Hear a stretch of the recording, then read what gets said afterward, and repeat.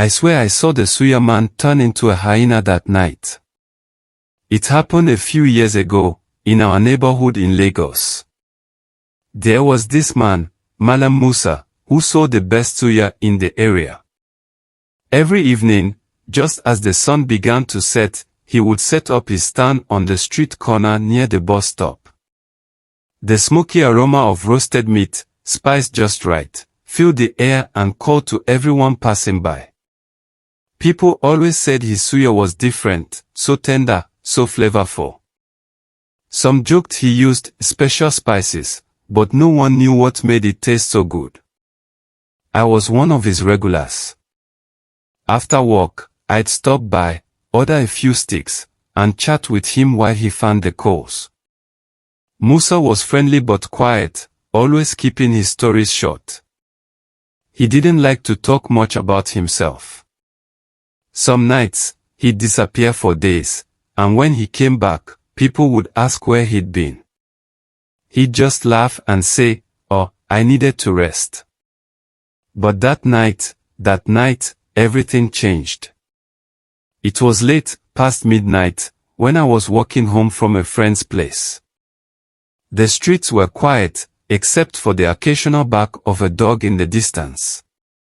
As I passed near Musa's usual spot, I noticed his suya stand was still there, though he had already packed up for the night. A faint trail of smoke rose from the coals, and I could smell the spices lingering in the air. That's when I heard a strange, low growl. I froze, thinking maybe it was a stray dog. Then I saw him. Musa was standing near the stand, but he wasn't alone. At first, it looked like he was bent over, picking something up. But as I watched, his body began to twist. His arms shortened, his back hunched, and his face stretched forward. I blinked, thinking my eyes were playing tricks on me. Before I could process what was happening, Musa had turned into a hyena. I swear, I'm not lying. It wasn't just any hyena, it had the same piercing eyes as Musa, the same calm but eerie gaze. It stood there for a moment, sniffing the air, before grabbing a piece of leftover meat from the stand with its jaws and disappearing into the shadows. I didn't sleep that night. The next day, I went to his suya stand, and there he was, Musa, smiling as if nothing had happened. I stared at him, trying to find the words, but what could I say? "I saw you turn into a hyena." He'd think I was mad. From that day, I stopped buying suya from him.